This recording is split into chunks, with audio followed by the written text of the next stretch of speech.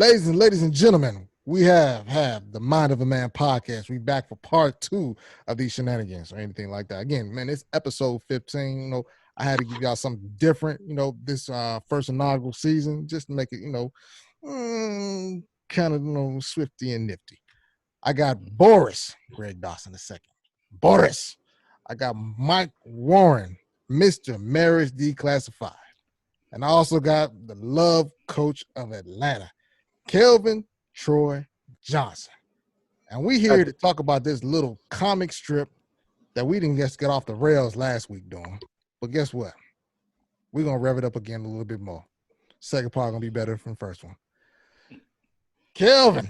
Yes, sir. I'm starting to have, little premonitions. I had a little bit of time to think about this, and I just said to myself, you know what? I'm seeing more of the onus on the guy in this comic strip than on a female. Yep. I'm seeing a whole lot more. When I'm looking at it, I'm thinking to myself, okay. And it's something that Boris said last week when he said, being his most authentic self, being assertive. Something Mike, put out there as well, too. It's just, being confident, offering that accountability. Regardless of, and the thing is, as men, regardless of what happens or what goes down or what takes place, we still got to be who we are, Mm-hmm. Yeah. We still got to be able to lead, to provide, to sometimes dot the I's and cross the T's. However they may come, because that's what's part of being a guy, That's what we've been known as doing for so long, card carrying, board certified. And so that's the thing. But in the essence of that, it's not something where you just go and you start placating to every desire, whim, quip, where you just say, hey, because you notice in the first part of the comic strip, it's like, she didn't want a marriage. Okay. I'm going to make you happy. I'm going to give it to her. That was the first mistake right there. He wasn't ready. Then the next one was, it's like, when I want a child. Oh, okay. I'll do that. You didn't want that either. You wasn't ready, And the thing is that sometimes as guys, we have to be willing to, hey, if it's going to go right, it's going to go right. If it's not, then let's talk about it. What's happening? And I think in this day and age, that authenticity may go a long way. That authenticity may, now granted, some people may say, well, look, if you ain't going to do it, she'll find another dude that will. Then, man, hey, glory be. But at the end of the day, that was a man, that she walked away from. Yeah. Kelvin, what you think about that? Well, one of the things, look, I'm just catching the last piece of what you just said. You said that's a man that she's walking away from. And here's the fact. A woman who's in that comic strip, and for you guys who are following me, I'll drop the comic strip so you'll see what this meme is referring to. This man walks away and he's left alone, and the woman walks away with everything. But the thing is, this grass is never as green as you thought. Yeah. And just by virtue of numbers, that man somebody going to see that man with his head down, and some other woman will come and build him up, and he'll go off and live happily ever after. Meanwhile, what seemed like she won, she's really going to lose. Yep. Because women aren't able generally to bounce back, and she's not going to get Jody. She's not going to get Jody. Jody is Jody for a good reason. Yeah, Jody's a Band-Aid. Yes, he is. Wow. And Band-Aids go on and Band-Aids come off. Yeah. Right. And so it doesn't pay for her. It seems like she's winning, but somebody might say, I ain't gonna say it, but somebody might say, in the game of love, men always win. Whoa. Somebody might say. Morris, you looked up. You looked up to the sky to ceiling. It's like am I looking at my creator right now? I'm gonna come visit that look, but keep your thought, Kelvin. Keep going. What you saying? Yeah. In the game, like, because a man, like, especially as he gets older, his value actually grows. Mm-hmm. What he brings to the table is actually more and more attractive than it was when he was 20. Gotcha. What you're worth in your 40s and your 50s is something to be you're a real prize. You're an asset. Yeah. And you're an asset, absolutely. And every woman in general who's looking for a man, they know an asset when they see one, and they'll listen. If whatever she don't want, there's somebody that will pick it up and help him to be great to the next level. So men win. Boris, men win. You had something to rebuttal with that. What you got? Or did you? Oh no, I was just I was trying to process it. I think, when it comes to the, I guess, the war of love,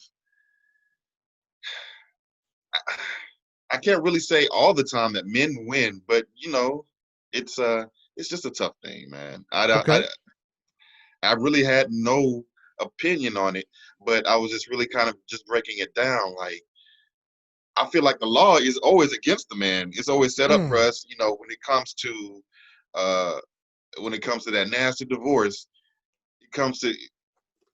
You hear about the man losing, but now lately you're hearing about like Mary J. Blige and somebody else who is bringing all this money, and they're starting to lose too. I'm just like, man, I just don't know. The law is a tricky thing, but if you're talking about the law, that's different from love. And when it comes to just breaking it down, just like Kelvin said originally, nobody really wins when it comes to that. So.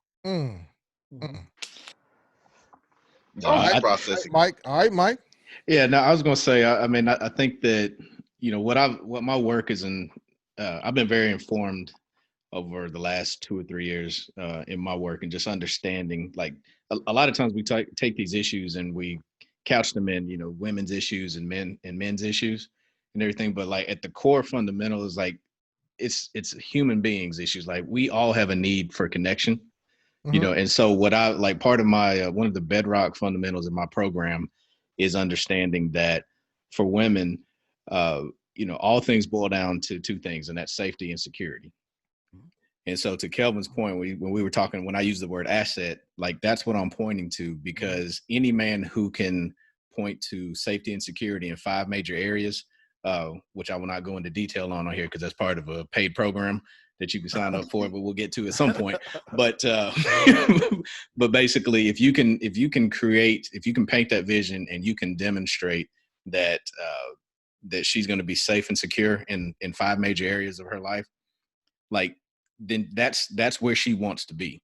But if all you did, like when you're talking about get somebody getting married in their early 20s, none of us know what we're doing in the early 20s and everything. All we doing, like particularly guys, all we doing is just chasing a quick tickle, right?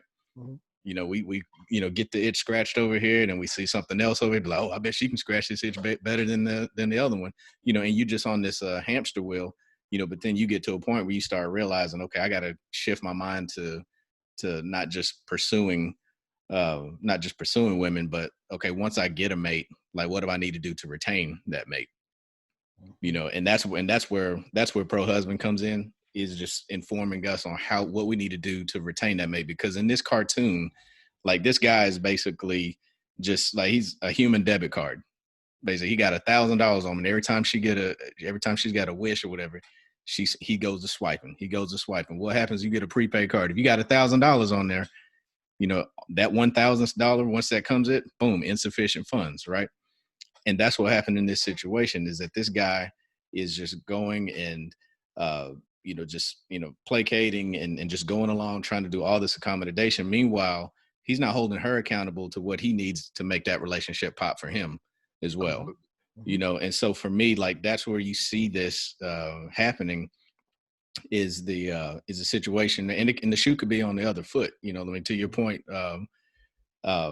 Boris, about about Mary J. Blige and everything. It's like, yeah, it's like that's what I find so amusing about the last 10, 15 years is that women are getting these like into these high levels of getting status and getting all this money and everything, and they get caught up in the same trappings that their male predecessors did. I was like, so it's got nothing to do with gender. It's like, it's all about revisiting what our relationship to power is, and I think that's what we have to ultimately talk about when we start looking at picking mates, for long term, is what is our relationship to power, like as an individual.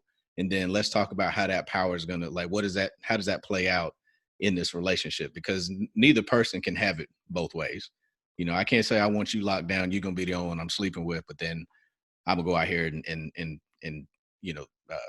play the field, or vice versa. It's like we have to, come to an agreement. But there's just a lot of things that we don't talk about, that we don't have honest conversations about, that lead to these types of situations where you got a brother who's doing his damnedest, trying to make his woman like happy, which I tell guys, like, look, your job is not to make her happy. Like, she has to make her happy. Now, how you can best support her is by trying to figure out how you can support her in her being able, and for her to be able to have happy things happen. So like for me, like if I like to go to the gym and that makes me happy, one of the ways my wife can support me is making sure that in the midst of a busy schedule with kids who are in sports and all other stuff, that I have time to go work out. And vice versa. She can't go to the gym and lift them weights for me. If I say I got to work late, she'll be like, oh, well, I stopped by Planet Fitness and everything. I hit them squats for you and everything. So you ought to feel better now. It's like, no, it don't work like that. It's like, it's some things you got to do for yourself, and vice versa. There's things that I block and tackle, on in our, marriage and in our family life, so that she has time to go feed those individual pursuits that make her happy, and it's like, and that's how we click. So Mike, it sounds like what you're saying though, is it's kind of against that, that notion of happy wife, happy life. It's not the whole story. Yeah. Some people really go by that and really believe that. And so, but I believe it's a happy husband who can make a happy wife and happy life. Because if she's the only one happy, then you're gonna have the comic strip, and absolutely somebody else gonna be unhappy in HD.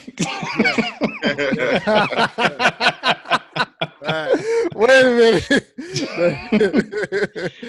Virtual reality goggles on. Blow the whistle on that one, man. HD. Just caught that one right there. That's what's up, man. That's what's up, though. Okay. Man. But again, to go back into Mike, he does a great explanation of the debauchery of the cliche happy wife, happy life. Hate it, man. Episode, I believe, is it 10 or 11 of the Mind of a Man podcast. Anyway, and so now we getting down to the spot where, again, it comes down to, and I like what something Mike said. He said being able to support one another. Just as the fella is he supporting his wife and maybe some of her goals and accomplishments or her aspirations, that is correct term, because we know that, fellas, look, she's not Betty Crocker and she's not Aunt Jemima. She's going to work. She's going to do something different. She's educated, more than likely. She went to Spelman, Howard, Clark, or one of them other schools or anything like that. And so there's a lot that's coming with that. But knowing how to support her in her goals is going to be very important. And then also, too, you being authentic and being able to speak your truth and saying that this is what you need. As Mike said, look, I need to go to the gym. Or maybe I need to go ATVs with the fellas. Or maybe I want to go and do just X, Y, and Z. Those things, I think, may possibly go a long way and help this process. One hand is washing the other in that. Kelvin, what you think about that, man? Am I good, man, or is it some garbage? No, that's good. That's good. That's good. And it comes back down that lane of communication, man. And the more you communicate, the better things are. Yeah, and I think one of the things about communication, what I often share with people, is that we tend to get very focused on what we say when we're talking about communication. But what I also not caution people, but try to open their eyes up to is that there's also heavy communication in what you don't say. Like the nonverbal stuff is killer. If I come in from work and my wife's sitting on the couch and she's sitting up here, looking at her phone or whatever, and I say, "Hey, baby," and she doesn't say anything, she sent me a signal. Mm-hmm. If she comes in, if she goes and she's trying to send me a signal that she's trying to get tangled up like some Christmas lights tonight, and she put on something fancy or whatever, and she come around the corner and I look up and then I go back down into my phone, I've sent her a signal without saying something. I want y'all to just catch that real quick. He said tangled up like some Christmas lights. Right. I want y'all to catch that right there. I want y'all to catch that in the atmosphere. Go ahead with that, Mike. Keep going. Gotcha. But no, that's one of the that's really important. Being able to send those signals back and like being cognizant not only of what you say but also what you're not saying. Just I'm a big firm believer in what I call just the relationship maintenance. Being able to because like women, like they will tell you, like if you have a situation where a woman tends to blow her man up on this phone or whatever, you get a lot of calls and everything. What's happening there is like she's thinking about you. And most women want to know like what makes them happy is if they know that their man is thinking about them when they're not there. So so the guys that are running through my program, I just tell them, I said, look, man, it takes you 5 seconds to pull your phone up because you got it in your hand anyway.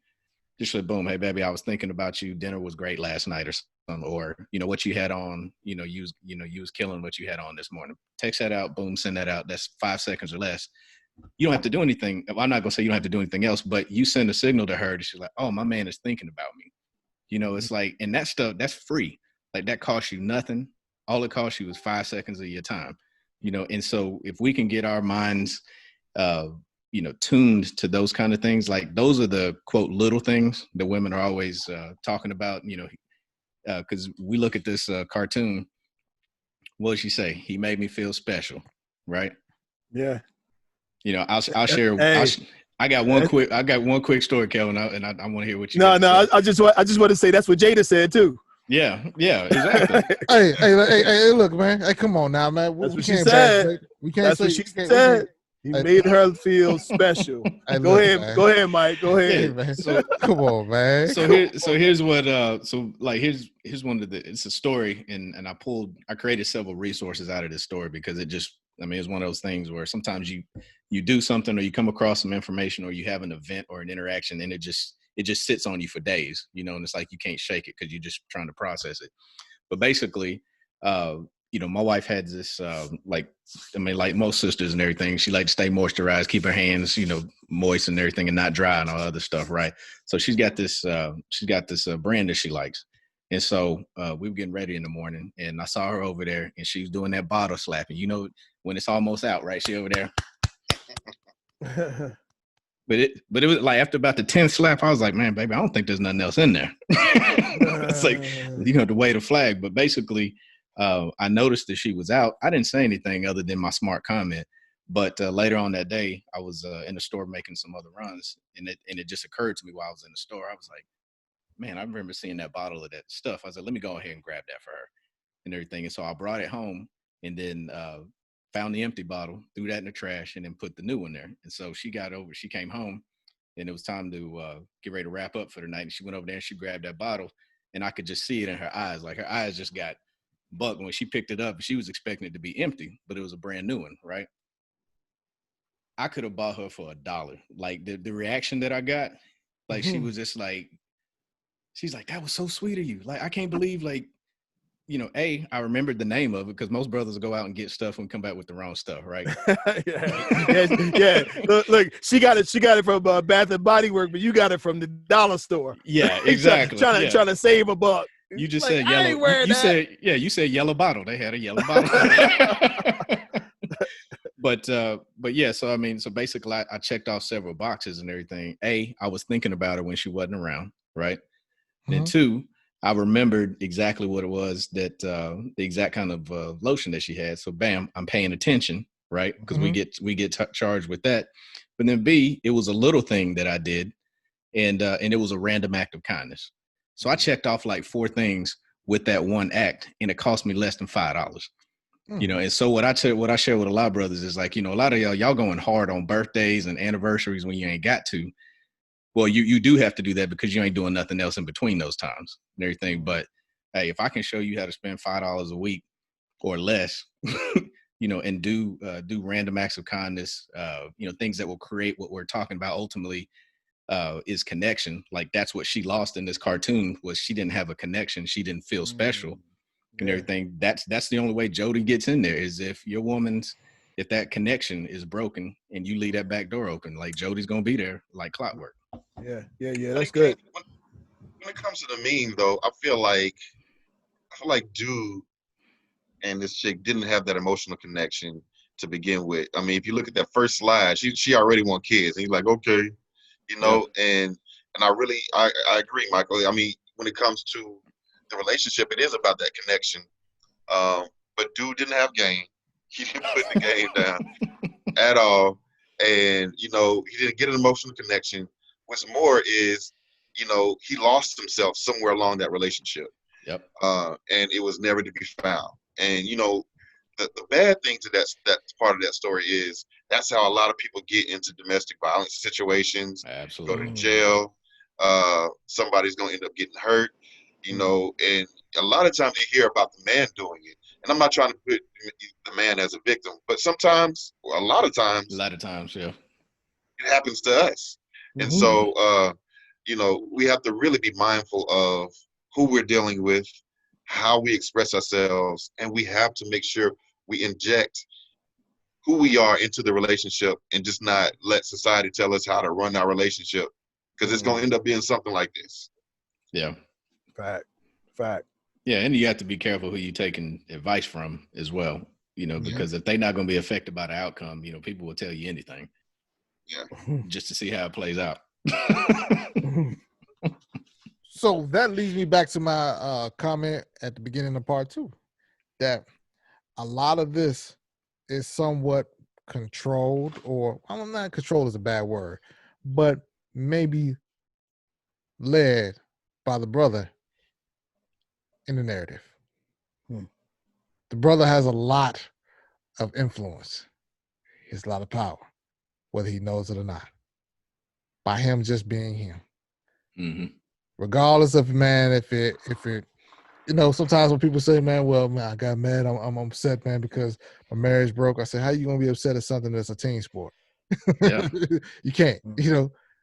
But the fact is that he has a lot of influence. He has a lot of power. He has a lot of, I'll say so. But the thing is, he has to be who he is. He can't be what, man, an idea. He can't be what, man, his Uncle Ronnie says, because his Uncle Ronnie's only telling him highlights. He don't tell him how he been yelling at him, putting his foot up in Aunt Jenny's tail for, man, the last 6 years. So, but the thing is that when he is just being who he is, going through life, learning, growing, making his mistakes. I'm gonna say that again, making his mistakes. Yep. Learning from his mistakes, doing it better, being vulnerable, saying, okay, yeah, I messed up, you know, I could have did it better this way, or I could have said something that way a little bit differently or anything like that, but let's try to work together on it. I think he has more of an opportunity not to see outcomes like this. Am I saying he's not going to see this? No, I'm not, because that's a whole nother person over there. Yeah.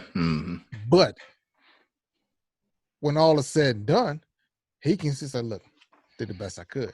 You know, I showed her me, as opposed to I didn't show her who I truly was.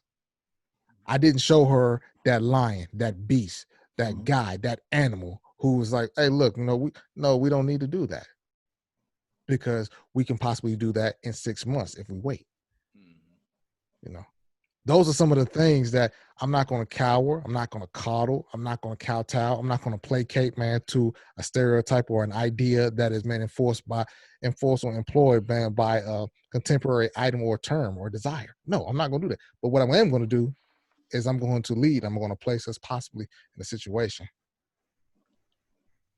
that we absolutely Go ahead, Boris. What you gonna say on that? Absolutely, you were hitting us with some you preaching. I don't preach though, bro. you took some of us to church a little bit. Nah. I will say this though. I do agree that you have to lead, but I think, like we said in the earlier version, we're still redefining what it means to be a good man in 2020, right? Or the 21st century. Yeah, 2020 and 2021, right? Right. But what does it mean to lead?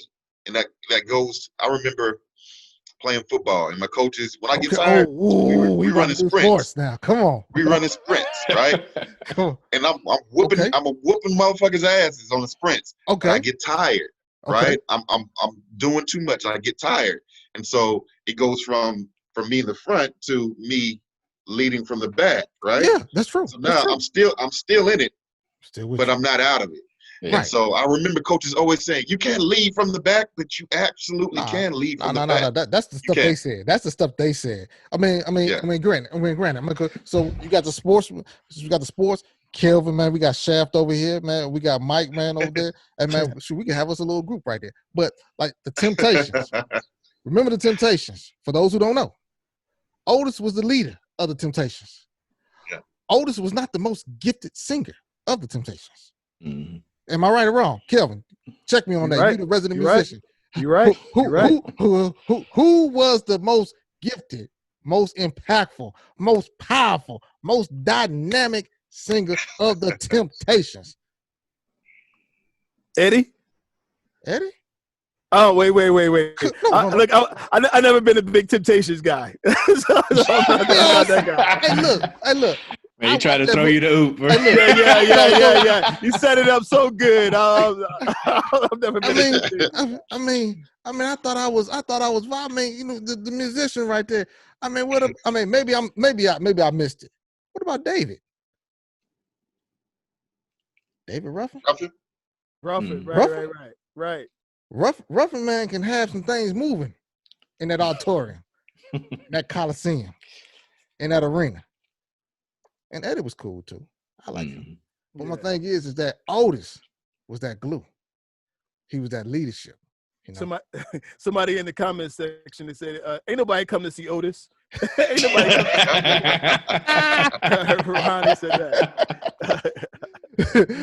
Exactly. That's my point, though. So it goes to what Boris was saying, is that look, we're not looking for, man, sometimes the most skilled or anything like that, but the person, man, who can galvanize the troop and is a leader of men, you know, at that point in time. And that's what it's about, because people love to see produce. They love to see product. They love to see favorable outcomes, you know. And when you can, man, help people to see and do more than even they think they can do at that point in time, that's a great thing. I think it's lost in translation, that understanding, though. Okay, why not? Why does it, Boris? Why does it? Well, you know, just like you said, you know, people are looking for production. They're looking for, okay, he looks like the guy. He's the figurehead. That's a leader right there. And the people who are the David Ruffins of the world, that society feels, and that they tell us that is the person who you need to be a leader. But David Ruffin had a lot of issues going on. And if you would have depended on David Ruffin, you would not have had a successful group. So yes, you do need an Otis, and you have to learn how to switch from time to time, right? As we do, like if we're Black professionals, right? Put that white voice on when we need to. You have to learn how to code switch. You have to learn how to code switch from David Ruffin to Otis, because you know your woman gonna hit you up with some bullshit sometimes, or she gonna hit you up with something different sometimes, and you're just gonna have to learn how to be a little bit different, but equally as effective to be successful. But isn't that a mark of a leader, though? Because if I know who those who are following me, I'm in tune. I have my emotional intelligence is man clicking on all cylinders, where to say, okay, I'm pushing too hard. Let me, man, rear back just a little bit, man, because, man, I'm about to lose her or anything like that. I think that's a very. Go ahead, Kevin. What you got? Just I have this thought that I always say that you know, men are always looking for a soft place to land, and women are always looking for a hard place to land. you know? So like it's important as we redefine and manhood, and as the manhood concept shifts, like a man has to always understand that he is a man and he is to be solid. Like, yes, you are to be emotional as well. You're to be connected as well, but he has to understand his position as a man, as a leader. And guess what? Even if they act like they're not listening, you still be the leader. Yeah. You still look. They don't have to wait. They don't have to agree. They don't have to act. Listen. Half these kids with their earphones on, they not even listening to anything.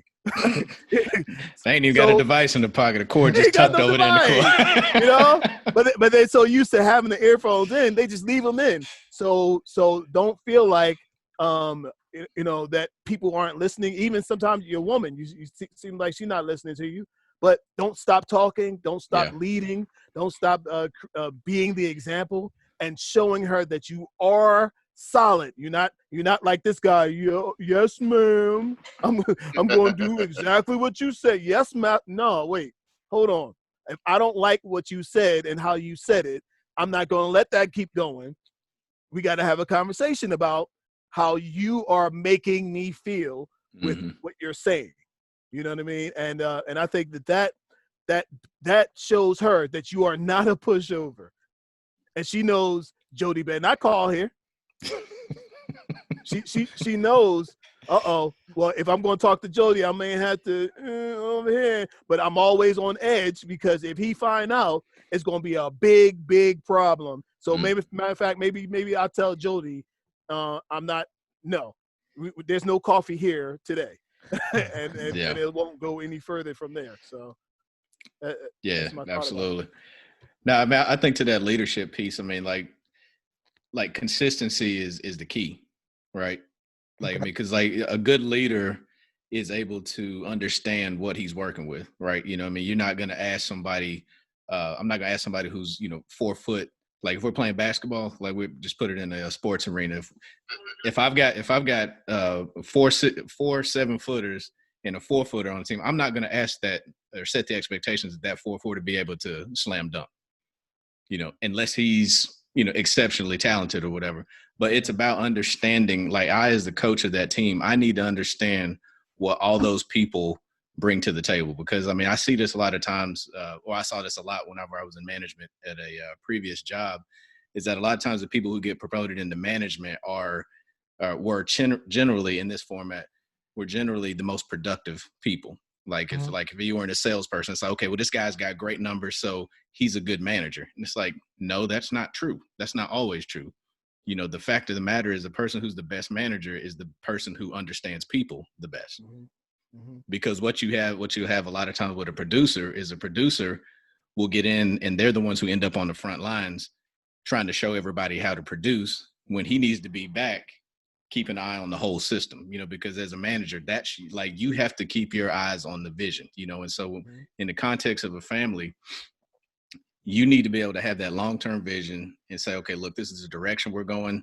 This is how we're going to get there. And not everybody's going to agree with it. There's going to be a lot of times we agree. There's going to be some times where it's going to be a bumpy trip or whatever. But if I stand on principles, if I'm communicating well, the direction that we're going, and this is why I'm asking you to do X, Y, and Z, or this is why I'm asking you not to buy this.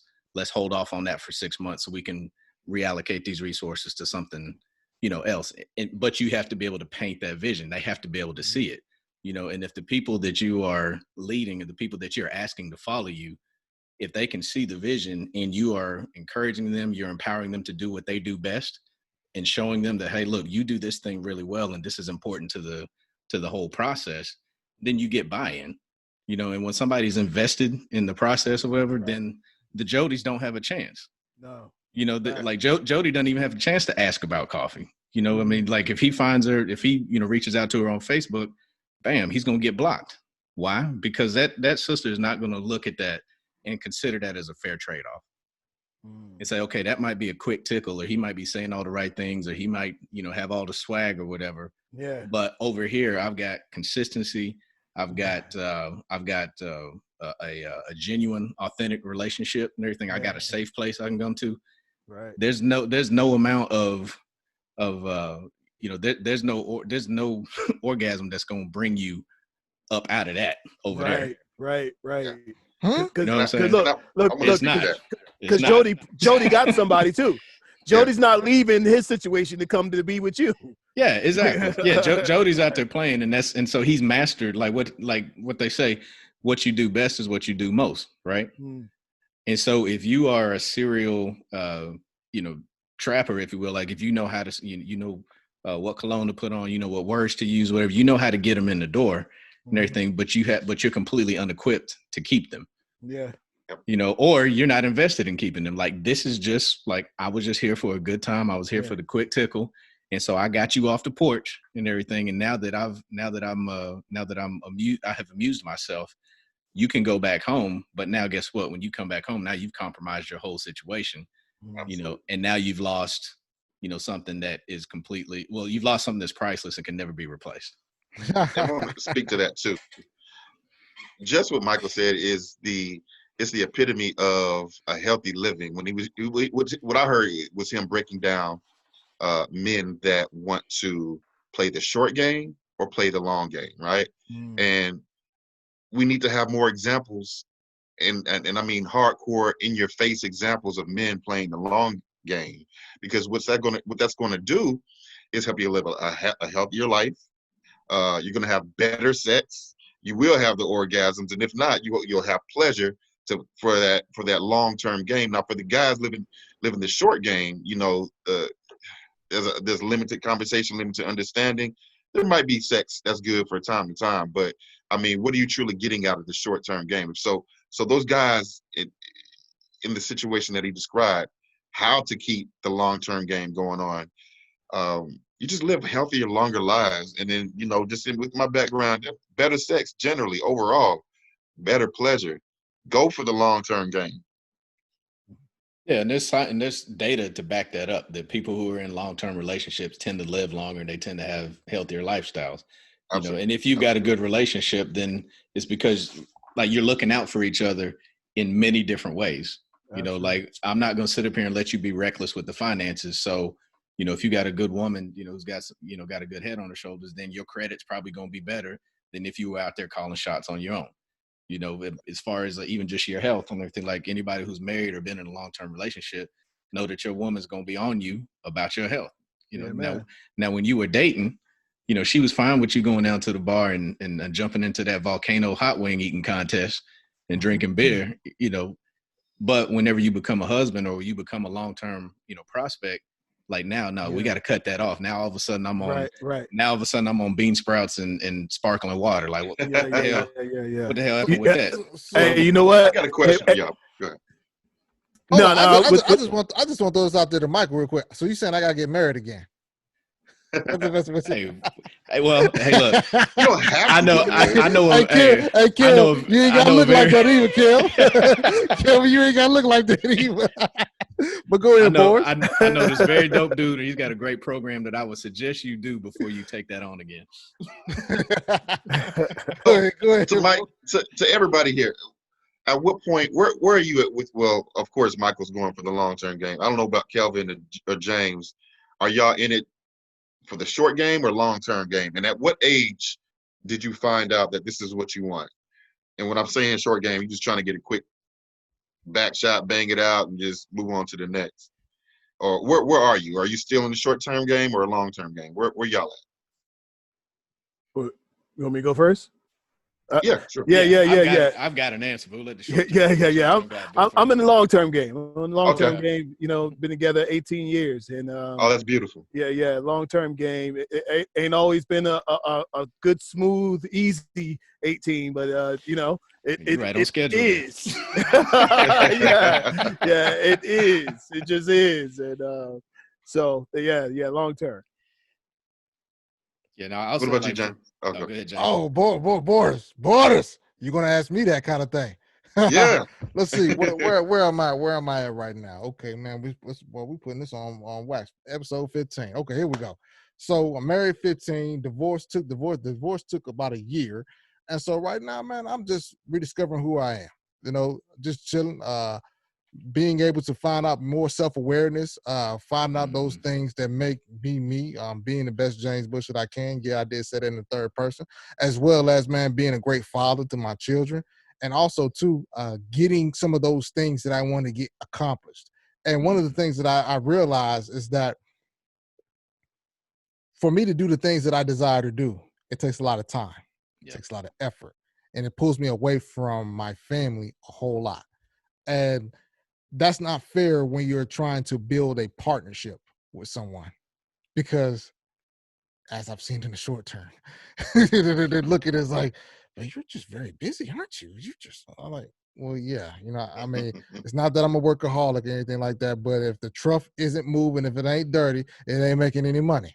And so the thing is that you have to kind of balance it, but balance is something that I'm learning in the long run with that. So yeah, I mean, right now I'm just continuing to observe. I'm learning. I'm meeting people. It's great, and the rest is the rest.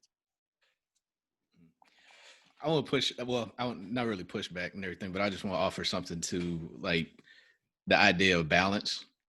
Like what I'm learning, and it just is perfect. My personal opinion is that when we talk about balance, like we're talking about taking things that we're talking about in the context of relationships. You're talking about people. People are not stagnant. Like even the world. It's like if you tried to balance the world, like the world's constantly in motion, it's constantly spinning. True. And so when I hear people talk about balance, I always like to have this conversation and offer this point to them, is that whenever you're talking about balance, you're asking things that by nature are always in motion, they're always evolving and growing. You're asking them to stay static and hold a particular posture indefinitely. And that often doesn't work. So what I've learned is that instead of seeking balance, is seeking harmony, because in a relationship where in a late relationship, like you said, you're on your grind and you're laser focused, and you said, no, look, I don't have a problem with taking my butt home after work. But like what I'm working on right now, like this is going to cost me 6 months, like in the whole, like being off the grid, so you can find harmony with somebody who understands that, sees the value in what it is that you're working on, and saying, okay, well, yeah, like, so how can I help? And if me helping means just staying out your way, and saying, okay, look, we'll hook up on Thursday and or Wednesday and Thursday when you have those days open, then that's a way of establishing harmony. You still get to focus on your grind, but then you also get to build a partnership with somebody who understands what it is that you're trying to achieve. And when you have somebody who can take that posture and have that perspective, like that's where the magic happens. That's when you start finding somebody that you can really have something sacred with, which is ultimately the goal. Because you don't, like, if you got what everybody else has out here, then I mean it's not worth anything. Like what I have with my wife is sacred, so that's why I have all the confidence of going out and being in any situation and not having a problem representing my family or representing my marriage, because I know that what I have is sacred. So if Big Booty Judy comes walking down the way, and yeah, and me and my wife have had an argument or something like that, and she looks at it like, oh, I think I could have him or whatever. Big Booty Judy never comes on the day when you and your wife are happy. It's always the day. It's always the day that that things ain't right or whatever. Hey, Mike, smell it in the air. Mike, when that happens and y'all on the outs, just don't come to Atlanta. Whatever you do, don't come to Atlanta. So, quick piece of my origin story. So I was in Atlanta, like that's where I met my wife. So I was down in College Park, living, like, I've known the garden. Let me just say this. Yes. So I left and came to Nashville like 16 years ago, and it's the best decision I ever made. So, nice. Yeah.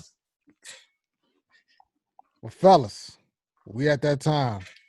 Almost time to wrap it up. I want to give y'all ample enough opportunity to talk about what y'all doing, talk about the great things that y'all putting out there, letting the audience know where they can find y'all. I mean, if y'all gonna stunt them, y'all gonna talk about yourselves, now is the time. Don't leave nothing off the floor. Who gonna go first? I'll go first. Oh God! You know what? That part is gonna be edited out, man. Within the final copy, right there, that awkward silence. But go ahead. No. I'll go first. I'm really excited about this conversation, and I love these conversations. I am Kelvin Troy Johnson, creator of Love Coach Atlanta.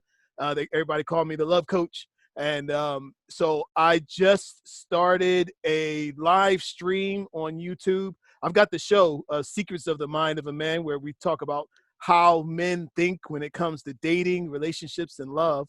But I just started a daily show, Love Coach Sessions, live, daily, Monday through Friday. So you guys come on over, check out my show. It's on YouTube.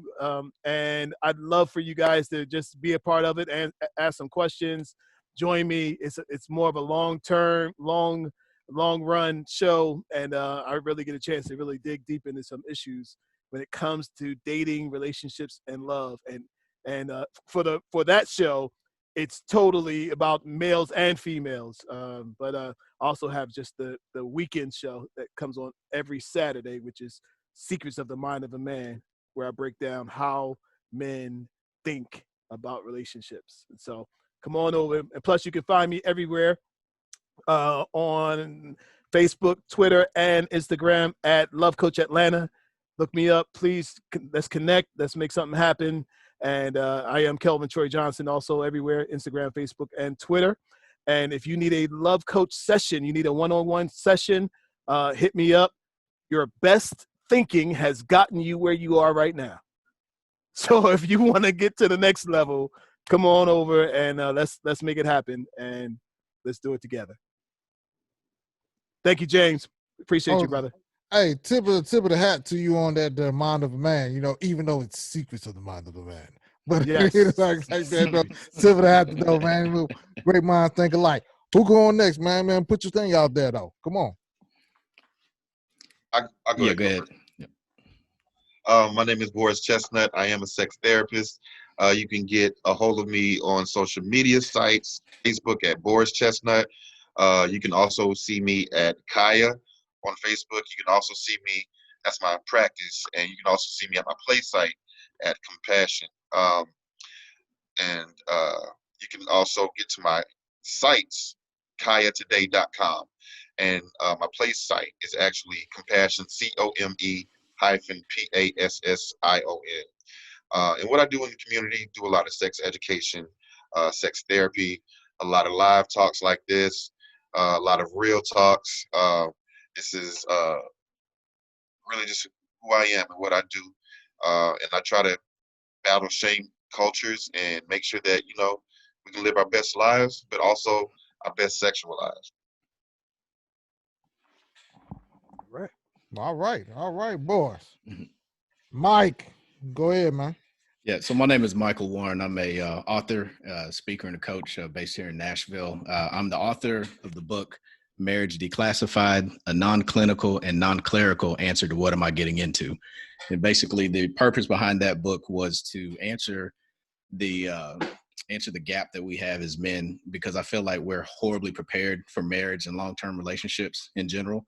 Like I said, culturally, we have been trained to acquire mates, but when it comes to the retention piece, we have very little guidance or any knowledge resources and everything. So that book serves to sort of paint a realistic landscape of what marriage involves. And like after 15 years, well, I guess from the time we've known each other, like probably 17 years, I've learned a lot that's helped me grow as a person and as a man. But what I do is I work with men to give them a professional strategy in the most important role of their life, which is that of a husband. So out of that book came a online curriculum. It's called the Pro Husband training system. I also have a companion workbook that goes with that. You can find out more information about that at www.prohusband.net.